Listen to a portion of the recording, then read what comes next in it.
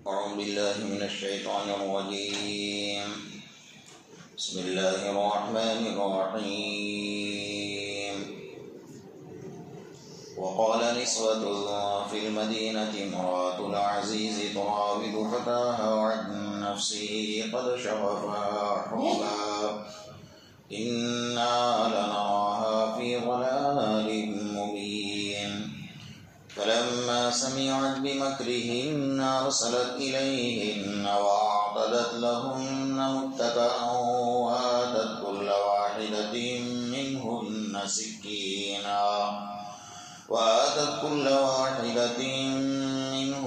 سكينا وقالت اخرج عليهن. فلما رأينه أكبرنه وقطعن أيديهن وقلن حاش لله ما هذا بشرا إن هذا إلا ملك كريم. صدق الله مولانا العظيم.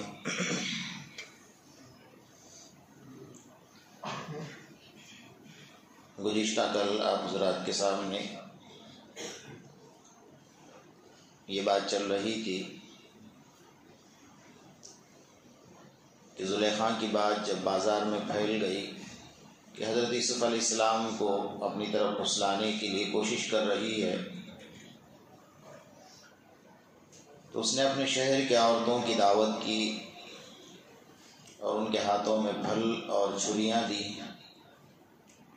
اور حضرت یوسف علیہ السلام کو کہا قالت اخرج علیہن، کہ حضرت یوسف علیہ السلام جب نکلے تو انہوں نے ان کے حسن و جمال کو دیکھ کر پھل کاٹتے کاٹتے اپنے انگلیاں کاٹ لیں۔ فلما رأينه أكبرنه وقطعن أيديهن وقلن حاش لله ما هذا بشرا، کہ تو انسان نظر نہیں آتا، ان هذا الا ملک کریم، یہ ایک فرشتہ نظر آتا ہے۔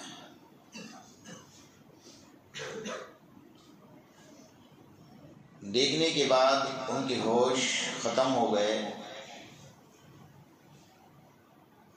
اور پھر زلیخا نے ان سے پوچھا کہ آپ لوگ کیا کہتے ہیں؟ تو سب متفق ہو گئے اس بات کے اوپر کہ زلیخا جو کہتی ہے وہ یوسف کو یہ کام کرنا چاہیے، اس لیے کہ اس کی ملکہ ہے، اس کی رئیسہ ہے، اس کی سیٹانی ہے۔ یہاں پر ایک بہت باریک سا نقطہ ہے کہ ابھی تک تو بازار میں زلیخا کے خلاف چل رہی تھی، اس بات کو آپ اچھی طرح سمجھ لیں۔ دعوت پر بلانے کا مطلب یہی تھا کہ تم ایک مرتبہ یوسف کے حسن و جمال کو تو دیکھ لو، اس کے بعد میری ذات پر انگلیاں اٹھانا۔ تو دیکھنے سے پہلے مخالفت کر رہی تھی زلیخا کی، اور دیکھنے کے بعد سب موافقت پر اتر آئی اور یہ کہنے لگی کہ یوسف کو یہ کام کرنا چاہیے جو زلیخا بول رہی ہے۔ اس کی بنیادی وجہ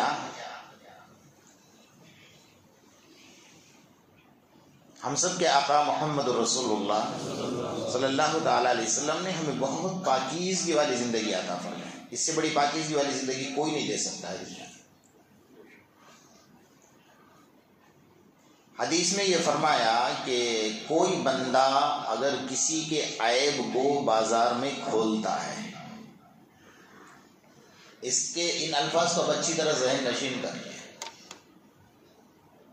کہ کسی کے عیب کو، کسی کی خطا کو، کسی کے گناہ کو اگر کوئی بندہ بازار میں کھولتا ہے تو اللہ تعالیٰ اس بندے کو تو عافیت دیتے ہیں جس سے یہ غلطیاں ہوئی یا گناہ ہوا یا خطا ہوئی،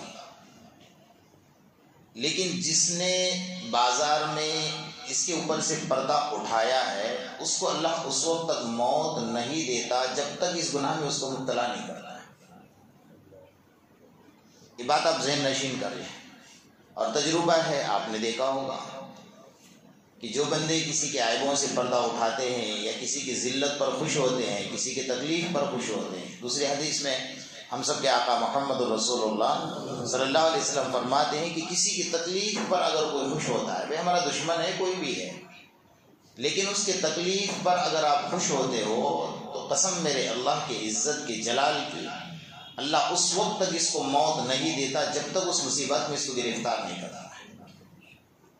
یہاں جو یہ ساری کے ساری گرفتار ہوئی نا، اس کی بنیادی وجہ یہ ہے کہ انہوں نے زلیخا کی ذات پر انگلی اٹھائی، بھلے وہ غلط تو تھی، 100% غلط تھی، لیکن اس کی عزت کو بازار میں نیلام کیا تو اللہ نے ان سب کو اس گناہ کے اندر مبتلا کر دیا۔ متفق ہو گئی سب اور کہنے پر مجبور ہو گئی کہ یوسف جو کہتے ہیں نہیں کرنا چاہیے، بھلے کیا نہیں لیکن کہنے کے اندر مجبور تو ہو گئی۔ جیسا حدیث میں یہ بھی فرمایا کہ ایک وقت میرے امت پر ایسا آئے گا کہ میری امت سود نہیں کھائے گی لیکن سود کی ہوا ان کو ضرور لگے گی۔ لگ رہی ہے؟ کوئی بندہ آج کی تاریخ میں یہ دعویٰ نہیں کر سکتا کہ میں بالکل پاکیزہ ہوں، کوئی نہیں کر سکتا، لیکن قرآن ہی کہہ رہا ہے فَلَا تُزَكُّوا أَنفُسَكُمْ هُوَ أَعْلَمُ بِمَنِ اتَّقَىٰ۔ اگر وہ نہیں بھی کھانا چاہتا ہے نا تو کہیں نہ کہیں سے گھوم گھوم کر اس کو ہوا تو ضرور لگے گی، اس چیز دور چل رہا ہے اور میرے آقا نے فرمایا بات ختم ہو جاتی ہے وہاں پر۔ تو کسی کے عیبوں پر سے پردہ اٹھانا خود اپنے آپ کو اس گناہ میں گرفتار کرنا ہے۔ اس لیے اسلام نے بہت پاکیزہ ہمیں زندگی گزارنے کا طریقہ بتایا، کیونکہ اللہ کے رسول صلی اللہ علیہ وسلم فرماتے ہیں کہ اللہ نے خود نے فرمایا کہ من ستر مؤمنا عبدا سترہ اللہ یوم القیامہ، کہ جو بندوں کی دنیا میں پردہ پوشی کرے گا، معلوم ہونے کے باوجود بھی اپنے آپ کو اس سے الگ رکھے گا، پردہ پوشی کرے گا، کسی کے سامنے ظاہر نہیں کرے گا، اللہ کل قیامت کے میدان میں جہاں پر حضرت آدم علیہ السلام سے لے کر محمد رسول اللہ صلی اللہ علیہ وسلم تک، وہاں سے لے کر قیامت تک ہر انسان وہاں کھڑا ہوگا، اس دن اللہ آپ کی ذلت سے حفاظت فرمائے گا اور آپ کے عیبوں پر اللہ پردہ ڈال دے گا۔ اس سے بڑھ کر اور کیا چاہیے ہمیں بھائی؟ ہم تو عیب دار ہیں، کوئی دعویٰ کر سکتا ہے کہ مجھ سے یہ غلطی نہیں ہوئی دنیا میں، مجھ سے گناہ نہیں ہوا ہے، مجھ سے خطا نہیں ہوئی؟ کوئی دعویٰ نہیں کر سکتا ہے۔ اپنے وقت کا قطب ہوگا، ابدال ہوگا، وہ بھی دعویٰ نہیں کر سکتا ہے، کیونکہ انسان کے ساتھ غلطیاں جڑی ہیں۔ انسان اسی کا نام ہے جس سے غلطیاں ہوتی ہیں، اور فرشتہ اس کا نام ہے جس سے غلطیاں نہیں ہوتی ہیں۔ ہم اگر انسانوں میں فرشتے تلاش کرنے جائیں گے تو ہم نہیں تلاش کر سکتے۔ تو ہم کسی کے عیبوں پر پردہ ڈالیں، اس کے لیے میں ایک بہت اچھی بات آپ کے سامنے عرض کروں، اللہ ہم سب کو عمل کی توفیق عطا فرمائے۔ بھائی ہم سب یہ کام کر رہے ہیں، دین کے راستے میں چل رہے ہیں، اپنا وقت لگا رہے ہیں، بیوی بچے چھوڑ رہے ہیں، اپنا خرچ کر رہے ہیں۔ کس کو بیوی بچے پیارے نہیں ہیں، کس کو اپنا گھر پیارا نہیں ہے؟ ہم اپنا سب کچھ چھوڑ کر اللہ کے راستے میں چل رہے ہیں۔ ہمارے چلنے کا مقصد کیا ہے؟ اللہ راضی ہو جائے، یہی ہے نا۔ ہم نماز پڑھنے کے لیے آ رہے ہیں، ہمارا مقصد کیا ہے؟ اللہ۔ ہم نے روزہ رکھا، ہمارا مقصد کیا ہے؟ ہم نے تراویح پڑھی، ہمارا مقصد کیا ہے؟ ہم قرآن کی تلاوت کر رہے ہیں، ہمارا مقصد کیا ہے؟ ہم تہجد پڑھ رہے ہیں، ہمارا مقصد کیا ہے؟ ہم محنت سے کمائی ہوئی مال پر زکوٰۃ دے رہے ہیں، ہمارا مقصد کیا ہے؟ ہم عمرہ کر رہے ہیں، حج کر رہے ہیں، ہمارا مقصد کیا ہے؟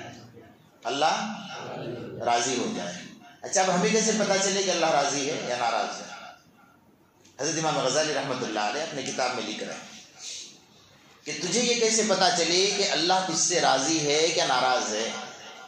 چھوٹا سا عمل بتا کریں گے انشاءاللہ، کہاں کے حد تک ہی کہ باہر نکلنے کے بعد بھی ہمارا ماحول کیا ہے کہ جب تک ہم مسجد میں جب تک مسلمان ہیں، پھر باہر جانے کے بعد تو ماشاءاللہ جیسا ہے ویسا ہی حال ہے۔ آپ نے تو کئی علاقوں میں دیکھا ہوگا، کرناٹک میں، مہاراشٹر میں، بنگال میں، ہم جہاں بھی جاتے ہیں سفر میں تو وہاں ایک چیز دیکھنے کی ملتی ہے ہمیں کہ ہندو اور غیر مسلم لوگ اپنے چھوٹے چھوٹے بچوں کو لے کر مسجد کے دروازے پر کھڑے رہتے ہیں اور گلاس میں پانی بھی لے کر کھڑے رہتے ہیں۔ آپ نے دیکھا ہوگا، یہاں ہمارے گجرات میں اس بات کی کمی ہے، لیکن اس کی طرف ماحول ہے۔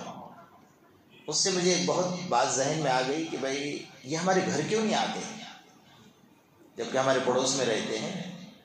اس کو پتہ ہے نا کہ مسلمان ہے، میرے پڑوس میں رہتا ہے، آپ کے گھر کیوں نہیں آتے بچے کو لے کر، گلاس میں پانی لے کر؟ مسجد میں کیوں آتے ہیں؟ مسجد کے دروازے پر کیوں کھڑے ہیں؟ اس کو پتہ ہے کہ یہ یہاں تک یہ مسلمان ہے، یہاں سے باہر نکلے گا تو ختم ہوگا اس کا۔ وہ بھی یہی سوچتا ہے، ان کی سوچ یہ ہے۔ عمل کرو گے بہت آسان ہے، بہت آسان ہے۔ حضرت مفتی محمود الحسن گنگوہی رحمۃ اللہ علیہ، شاید آپ نے دیکھا ہوگا، آنکھوں سے نابینا ہو گئے تھے آخر عمر میں۔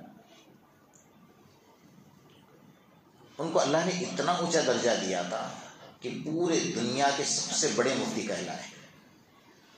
تو کسی نے پوچھا تھا حضرت آپ کو اللہ نے اتنا اونچا درجہ کیوں دیا؟ تو نے ایک جملہ کہا تھا کہ میں اپنے لیے بینا ہوں اور لوگوں کے لیے نابینا ہوں۔ بڑوں کی بات بڑی ہوتی ہے۔ حضرت امام غزالی رحمۃ اللہ علیہ فرماتے ہیں اللہ تجھ سے راضی ہے کہ اللہ تجھ سے ناراض ہے، پہچاننے کے لیے ایک نسخہ دے دیتا ہوں۔ فرمایا نسخہ یہ ہے کہ جب تجھے اپنے عیب نظر آنے لگ جائے تو سمجھ جا کہ اللہ تجھ سے راضی ہے، اور جب دوسروں کے عیب نظر آنے لگ جائے تو سمجھ جا کہ اللہ تجھ سے ناراض ہے۔ چھوٹی سی بات ہے نا، کوئی بڑی بات تو نہیں ہے۔ اب عیب تو ہے ہر انسان میں، نظر آئیں گے۔ اللہ نے آنکھ دی ہے، سننے کے لیے کان بھی دیے ہیں، کوئی اگر پھسلا دے کان بھر دے تو وہ بھی کان دونوں کام کر رہے ہیں۔ لیکن ہمیں کیا کرنا ہے؟ کسی کے اندر عیب نظر آئے، بھائی اس سے بڑا گناہ گار تو میں خود ہی ہوں، میں کیوں اس کے عیبوں کو دیکھوں گا؟ ہمیں اتنا کر سکتا ہوں کہ اگر وہ گناہ کر رہا ہے، وہ کوئی عیب کر رہا ہے، میرے اندر اگر طاقت ہے ہاتھ سے روکنے کی تو میں ہاتھ سے روکوں گا، زبان سے روکنے کی زبان سے روکوں گا، اور اگر وہ بھی طاقت نہیں تو میں دل میں اس کو برا سمجھوں گا، لیکن لوگوں کے سامنے برائی نہیں کروں گا۔ اسلام نے یہ حکم نہیں دیا، دل میں برا سمجھنے کا حکم دیا ہے، لیکن لوگوں کے سامنے برائی کرنے کا حکم نہیں دیا ہے۔ یہ اسلام کا پاکیزہ طریقہ ہے جو اسلام نے ہمیں سکھایا ہوا ہے۔ یہ بہترین اصول ہے، ہم اپنے زندگی میں اس اصول کو اتار لیں تو ہم سب تو چاہتے نہیں کہ اللہ ہم سے راضی رہے، تو راضی رہنے کے لیے یہ عمل کرنا ہوگا کہ ہم اپنے عیبوں پر نظر ڈالیں۔ صبح اٹھے تو اللہ میرے اندر اتنے سارے عیب ہیں، میں دوسروں کا عیب کیوں دیکھوں گا؟ اور سب سے بڑی چیز یہ سوچے کہ میرے دل میں اگر کسی کی برائی آتی ہے تو یہی سمجھنا چاہیے کہ میرا دل اتنا گندا ہو گیا کہ اس کے اندر برائی آ گئی۔ اس کا مطلب گندی چیز میں گندی چیز جاتی ہے اور اچھی چیز میں اچھی چیز ہے۔ میرا دل اگر پاک ہوگا تو گندگیوں میں سے میں پاکی کو نکالوں گا، اور میرا دل اگر گندا ہے تو اچھائی بھی میرے دل میں برائی بن کر آئے گی۔ تو سوچنا ہے کہ میرا دل گندا ہوا ہے، اس لیے سامنے والے کی گندگی میرے دل میں آ گئی ہے، مجھے اپنے دل کو صاف کرنے کی ضرورت ہے۔ دوسروں کی صاف کرنے کی ذمہ داری تو ہمارے اوپر نہیں ہے نا، اللہ نے ہدایت تو ہمارے ہاتھ میں نہیں دی ہے۔ ہم کوشش کر سکتے ہیں، سمجھا سکتے ہیں، اس کے علاوہ اور کیا کر سکتے ہیں؟ میرے آقا محمد رسول اللہ صلی اللہ علیہ وسلم اپنے دادا عبدالمطلب کے پاس ایک بار دو بار تین بار نہیں 3000 مرتبہ دعوت لے کر گئے ہیں۔ کتنی مرتبہ؟ 3000 مرتبہ۔ آخری جب ان کی روح نکل رہی تھی، سانس اٹک رہا تھا، اس وقت بھی گئے، یہ 3000 مرتبہ گئے، اور یہ کہا کہ اگر آپ کلمہ پڑھ لو تو قیامت کے میدان میں مجھے شفاعت کرنے کا موقع مل جائے گا۔ نہیں، اللہ کو منظور نہیں تھا، دل پر بڑا صدمہ لگا، ویسے دنیا سے چلے گئے بغیر ایمان کے، اللہ کے رسول کے دل پر بڑا صدمہ لگا۔ جیسا ہم لوگ بھی دین کی دعوت لے کر جاتے ہیں، کسی کو نماز پڑھنے کے لیے کہتے ہیں، اب اگر نماز نہیں پڑھتا تو دوسرے دن ہماری زبان سے نکلتا ہے چل چھوڑو اس کو بھائی، کل تو دعوت دے کر آئے تھے، اس کو ابھی کیا دینے کی ضرورت ہے؟ کہا نہیں، ایسا نہیں، ہمارا کام اس کو بولنا ہے، اس کو یہاں تک لانا وہ اللہ کا کام ہے، میرا آپ کا کام ہی نہیں۔ اللہ کے رسول نے جب اللہ کے رسول نے اللہ تبارک و تعالیٰ نے یہ فرمایا انک لا تہدی من احببت، اے میرے حبیب آپ جس کو چاہے ہدایت دینا نہیں دے سکتے ہیں، ہدایت دینا میرے ہاتھ میں ہے، اللہ نے اپنے ہاتھوں میں رکھا ہوا ہے۔ تو بہرحال ہمارے پاس یہ نسخہ ہے، ہم عمل کریں، ہم اپنے عیبوں، میرا اللہ کل قیامت کے میدان میں اپنے نیک بندوں کو عیبوں کو اگر ڈھانپنا چاہے گا، جیسے حدیث میں فرمایا ایک عالم ہوگا، اگر اس سے کوئی غلطی ہو گئی ہے، یا اللہ کے دین کا داعی ہوگا تو اس سے کوئی غلطی ہو گئی ہے، حافظ قرآن ہوگا اس سے کوئی غلطی ہو گئی ہے، تو اللہ قیامت کے میدان میں اپنی رحمت کی چادر اس پر ڈالیں گے اور فرمائیں گے کہ میں نے تیرے سینے میں قرآن اسی لیے رکھا تھا کہ میں تجھے معاف کرنا چاہتا تھا۔ اللہ اکبر، اللہ کی ستاری ہے، وہ ستار العیوب ہے، وہ جس کو معاف کرنا چاہے کر سکتا ہے۔ ہم کسی پر انگلیاں اٹھائے، اپنی زندگی کو برباد کرے، اپنی زندگی اپنے اعمال کو تباہ اور برباد کرے، اس سے بہتر ہے کہ ہم اپنی زندگی کے اصول میں یہ رکھیں۔ اگر ہمارے معاشرے میں یہ چیز آ جائے گی نا، اپنی بیوی کا عیب دیکھ کر بھی اس کو چھپا لیں، یہ بہت بڑی بات ہوگی، بہت بڑی بات ہوگی۔ شوہر کے عیب کو دیکھ کر بیوی چھپائے، بیوی کے عیب کو دیکھ کر شوہر چھپائے۔ بچوں کی تربیت کا طریقہ ہمیں سکھایا ہے، اس لیے بچوں کو آگاہ کرنا، متنبع کرنا اور ان کو ہوشیار کرنا، ان کی ذمہ داری ہمارے اوپر ہے، اس لیے اسلام نے اصول الگ الگ بتائے ہوئے۔ تو بہرحال یہاں بات یہ چل رہی تھی کہ زلیخا کے اوپر انگلیاں اٹھائی اور اٹھانے کی وجہ سے اللہ تعالیٰ نے سب کو اس عذاب میں گرفتار کر دیا۔ حضرت امام مالک رحمۃ اللہ علیہ کے دور میں ایک عورت تھی، اس کے بارے میں یہ مشہور تھا کہ یہ عورت جسم فروش ہے اور دھندا، جس کو ہم موٹی زبان میں کہتے ہیں دھندا کرنے والی عورت ہے، جسم فروش عورت ہے۔ حالانکہ وہ بیچاری ایسی تھی نہیں، لیکن اس کے بارے میں افواہ چلنے لگی، مر گئی، اب غسل دینے کون جائے گا؟ آج کل تو ایسا ہی ماحول چل رہا ہے کہ بھائی کورونا کا اتنا ڈر بھر گیا ہے کہ میت کو ہاتھ لگانے بھی تیار نہیں۔ غیر تو غیر ہمارے والے ایمان والوں کا حال ہی ہے، اتنی عقل ہمارے اندر نہیں ہے، اللہ ہماری حفاظت فرمائے، کہ جب انسان کا سانس چلتا ہے تو سانس چلنے کی وجہ سے ایک سمجھ میں آتی ہے بات کہ بھئی اندر باہر سانس چل رہا ہے، تو اس کے ذریعے سے اگر ہے تو بھئی وائرس کی وجہ سے اگر پرابلم کھڑا ہوا ہے، مسئلہ کھڑا ہوا ہے، تو سانس چل رہی ہے تو سانس بند ہونے کے بعد کون سا وائرس نکلنے والا ہے؟ اتنی تو عقل ہے نا۔ دنیا والے بیوقوف ہیں، اب کا بادشاہ بیوقوف ہے، بدماش ہے، تو ہم اس کے راستے پر چلیں گے؟ ہمیں اتنی بھی عقل نہیں ہے، اللہ ہماری حفاظت فرمائے۔ تو اس کو غسل دینے کے لیے کوئی تیاری نہیں تھا، کہا یہ تو جسم فروش عورت ہے، کون غسل دے گا اس کو؟ بڑی مشکل سے ایک عورت بیچاری تیار ہو گئی کہ اگر غسل نہ دے گی تو اس کا جنازہ پڑا رہے گا، ہم سب گناہگار ہو جائیں گے اس کے۔ ایک عورت تیار ہو گئی غسل دینے کے لیے، وہ غسل دیتے دیتے اس کے پردے کی جگہ پر جب اس کا ہاتھ گیا تو اس غسل دینے والے کے دل میں یہ خیال آیا تھوڑا سا اسی وقت میں کہ تم نے اتنی سی جگہ کے لیے اپنی زندگی کو برباد کر دیا۔ جو غسل دے رہی تھی نا عورت، اس کے دل میں بس اتنا سا خیال، یہ خیال آنا تھا کہ اس کا ہاتھ اسی جگہ پر چپک گیا۔ وہ تو گھبرا گئی، پہلے سے لوگ تو ڈر ہی رہے تھے غسل دینے کے لیے، اس کو اپنا قصور یاد نہیں آیا کہ میں نے ایسا غلط کیوں سوچا۔ اس کی ذات پر انگلی اٹھا رہی تھی، بس وہ ہاتھ جو چپک گیا، اب ہاتھ کھینچتی ہے تو پورا جسم اس کا ساتھ میں آ رہا ہے، باڈی ساتھ میں آ رہی ہے، تو چیخنے لگ گئی، چلانے لگ گئی کہ لوگوں کو کیا ہوا؟ تو لوگ دور دور سے ڈر کے مارے کر رہے تھے کہ کیا ہو گیا؟ تو کہا کہ میرا ہاتھ چپک گیا، ہاتھ ہی نہیں، جب کھینچتی ہوں تو سارا اس کا جسم میرے ساتھ آ رہا ہے۔ تو لوگوں میں باتیں ہونے لگی کہ بھائی اس کا اتنا ہاتھ کاٹ لو یہاں سے۔ تو لوگوں نے کہا ابھی اس کا ہاتھ کیوں کاٹیں گے، یہ کوئی گناہگار تھوڑی ہے، جو مر گئی ہے وہ گناہگار تھی، اس کا جسم اتنا کاٹ لو۔ پھر ایک کوئی سمجھدار تھا بیچارہ، اس نے یہ کہا کہ بھائی ایک کام کرو، تھوڑی دیر کھڑی رہے گی، حضرت امام مالک سے ہم مسئلہ پوچھ کر آتے اس معاملے میں۔ پہلے کے لوگ یہ تھے کہ دین کے معاملے میں خود فتوے نہیں دیا کرتے تھے۔ یہ قیامت کا قریب قرب کا دور ہے، میرے آقا محمد رسول اللہ صلی اللہ علیہ وسلم نے فرمایا کہ روسن جہالا ففتوا بغیر علم فضلوا واضلوا، فرمایا کہ قیامت کے قریب قریب ایسے جاہل پیدا ہوں گے نا کہ بغیر علم کے فتوا دیں گے، ففتوا بغیر علم فضلوا واضلوا، خود بھی گمراہ ہوں گے اور جس کو فتوا دیں گے وہ بھی گمراہ ہو جائے گا۔ اس وقت کے لوگ اپنی زبان سے فتوا نہیں دیا کرتے، مسئلہ نہیں بتا دیتے، کبھی علماء سے جا کر پوچھو، جس کا یہ حق ہے اس سے جا کر پوچھو۔ تو انہیں حضرت امام مالک کے پاس تیز رفتار گھوڑا لے کر شخص پہنچا، کہا کہ حضرت امام مالک رحمۃ ایسا ایسا مسئلہ کھڑا ہوا ہے، ہم کیا کریں، پریشان ہو گئے ہیں۔ حضرت امام مالک رحمۃ اللہ علیہ اٹھے اور ان کے پاس کوڑا تھا، ایک کوڑا دیا، گائے لے جاؤ کوڑا، اور اس عورت کو 80 کوڑے لگاؤ جو غسل دے رہی ہے۔ تو اس نے کیا قصور کیا بیچاری نے کہ اس کو 80 کوڑے لگوائیں گے؟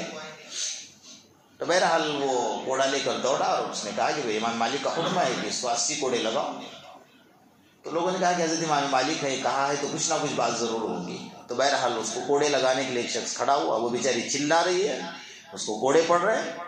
ان 80 کوڑے تک کوئی اثر نہیں ہوا، جب 80 کوڑے پورے ہو گئے تو فوراً ہاتھ باہر نکل گیا، اب تو جان بچا کر بھاگی۔ اس کو یہ لگا کہ آپ کیوں کھڑے ہو گئے، بھائی آپ تو بھاگ گئے، ایسے ختم ہو گئے۔ حضرت امام مالک نے کہا کہ نہیں، پوچھا اس نے مسئلہ، بات دراصل یہ نہیں، وہ عورت ہے پاکیزہ، لیکن اس کی ذات پر لوگوں نے انگلیاں اٹھائی، اور اس کا جو ہاتھ چپکا ہے نا، اس کی چپکنے کی وجہ اس کا قصور ہے کہ اس وقت میں اس کے دل میں یہ خیال کیوں آیا کہ تو نے اتنی سی جگہ کے لیے اپنی زندگی کو برباد کیا، تو اللہ نے اس کو اسی وقت سزا دے دی۔ اور جو کسی پر غلط الزام لگاتا ہے 80 جلدہ، اللہ کا قرآن کہتا ہے اس کو 80 کوڑے لگاؤ۔ یہ تو یہ سزا ہو گئی، دوسری سزا کیا ہے؟ وَلَا تَقْبَلُوا لَهُمْ شَهَادَةً أَبَدًا، مرتے دم تک اس کی گواہی معتبر نہیں ہوگی، اس کی اذان معتبر نہیں ہوگی، اس کی تکبیر معتبر نہیں ہوگی۔ اگر وہ چاند دیکھ کر گواہی دیتا میں نے چاند دیکھ لیا، گواہی معتبر نہیں۔ اگر وہ دو انسانوں کو زنا کرتے دیکھتا ہے میں نے دیکھا ہے اس نے زنا، گواہی معتبر نہیں۔ کہا تو نے کسی کی ذات پر انگلی اٹھائی اس لیے اللہ نے یہ سزا دی ہے۔ تو میرے دوستو، ہم تھوڑا تو یہ سوچیں کہ اللہ تعالیٰ نے ہمیں غیبتوں سے منع کیا، چغل خوریوں سے منع کیا، کسی کی ذات پر انگلیاں اٹھانے سے، بہتان باندھنے سے۔ بلکہ ایک لمبی حدیث ہے، میں اس کا مختصر سا جملہ آپ کو سنا دوں، اللہ پاک ہمیں عمل کی توفیق عطا فرمائے۔ فرمایا کسی کے اوپر آپ نے الزام لگایا، وہ مسجد کے ذمہ داروں پر الزام لگایا کہ یہ مسجد کا آدمی ذمہ دار ہے، اس نے مسجد کا مال کھا لیا۔ اس نے نہیں کھایا تھا۔ اللہ اس وقت تک تجھے موت نہیں دے گا جب تک کہ تجھے مسجد کا مال نہیں کھلائے گا۔ کسی کی ذات پر آپ نے انگلی اٹھائی کہ یہ آدمی نے زکوٰۃ کا مال کھا لیا، اس نے نہیں کھایا تھا۔ اللہ اس وقت تک تجھے موت نہیں دے گا جب تک تو زکوٰۃ کا مال نہیں کھائے گا۔ کسی کی ذات پر آپ نے انگلی اٹھائی کہ فلاں آدمی نے زنا کیا ہے، اس نے نہیں کیا تھا، یا کرنے کے بعد اس نے توبہ کر لی، توبہ کرنے کے بعد بھی آر دلانا اسی گناہ میں شامل ہے، اس کو آر دلائی۔ فرمایا جب تک اللہ تجھے موت نہیں دے گا جب تک کہ تجھے زنا میں مبتلا نہیں ہوگا۔ اور آخری جملہ جو فرمایا نا، جس کا بڑا خطرناک جملہ ہے، فرمایا کسی نے چلتے چلتے ایک نوجوان کو کہا یہ دیکھو یہ نوجوان جا رہا ہے، پتہ ہے یہ کون ہے؟ کہا کون ہے؟ کہا اس نے اپنی سگی ماں کے ساتھ منہ کالا کیا ہے۔ تو جس نے کہا بس اس نے تو ایسے ہی کہہ دیا تھا۔ تو میرے آقا محمد رسول اللہ صلی اللہ علیہ وسلم فرماتے اللہ اس وقت تک اس کو موت نہیں دے گا جب تک کہ اپنی ماں کے ساتھ زنا نہیں کرے گا۔ اتنی خطرناک بات ہے میرے دوست، ہم سمجھیں ہم کسی کی ذات پر انگلیاں، ہمارا معاشرہ کہاں برباد ہوا ہے، ہم دیکھ رہے ہیں نا، کوئی خالی نہیں ہے۔ گھر کے اندر بھی اگر 5-7 افراد ہیں تو ایک دوسرے پر انگلیاں اٹھا رہے، ایک دوسرے پر شک کی نظر سے دیکھ رہے، ایک دوسرے کے عیبوں کو دیکھ رہے۔ ہم دوسروں کے عیبوں کو دیکھ دیکھ کر اپنے خود کو بھول گئے ہیں، ہمیں اپنا عیب ہی نظر نہیں آتا ہے، ہم دوسروں کے عیب ہی دیکھنے میں تلے ہوئے ہیں سارے۔ ایسا نہیں ہوتا ہے، ہم اپنی زندگی کو پاکیزہ کریں۔ مجھے میری قبر میں سونا ہے تو مجھے اپنی تیاری کرنی ہے، میرے قبر میں کوئی سونے آنے والا نہیں ہے، تو مجھے اپنی زندگی کو پاکیزہ بنانا ہے، مجھے اللہ سے مانگنا ہے، تنہائی میں مانگنا ہے، اللہ تبارک و تعالیٰ سے پاکیزہ زندگی مانگنی ہے، تبھی جا کر یہ حاصل ہوگا۔ اگر کوئی غیبت کرتا ہے، کان دیے ہیں سننے کے لیے، لیکن اللہ نے پابندی بھی لگائی کہ بھائی ہر بات سننے جیسی نہیں ہوتی ہے، سامنے والے کو نصیحت کرے کہ بھائی کسی کی برائی نہ کرے، میرے پاس وقت نہیں برائی سننے کا، میں سننا بھی نہیں چاہتا ہوں، کیوں میں گناہگار ہوں گا کسی کی برائی سن کر، کسی کا عیب میرے سامنے کیوں آئے۔ اگر ہمارے معاشرے میں یہ اصول بن جائے، ہمارا معاشرہ پورا پاکیزہ ہو جائے گا۔ ہم غیبتوں سے بچے، چغل خوریوں سے بچے، جھوٹ سے بچے، فریب سے بچے، لوگوں پر بہتان لگانے سے بچے، لوگوں کے عیب دیکھنے سے بچے، تو اپنی زندگی کو ہمیں پاکیزہ کرنا ہے۔ تو اللہ تبارک و تعالی ہم تمام کو اس پر صحیح عمل کی توفیق عطا فرمائے۔ یہ بہت باریک اصول ہیں، ان اصولوں کو اپنی زندگی میں داخل کرنا بہت ضروری ہے۔ اللہ پاک ہم سب کو عمل کی توفیق عطا فرمائے۔ بسم اللہ الرحمن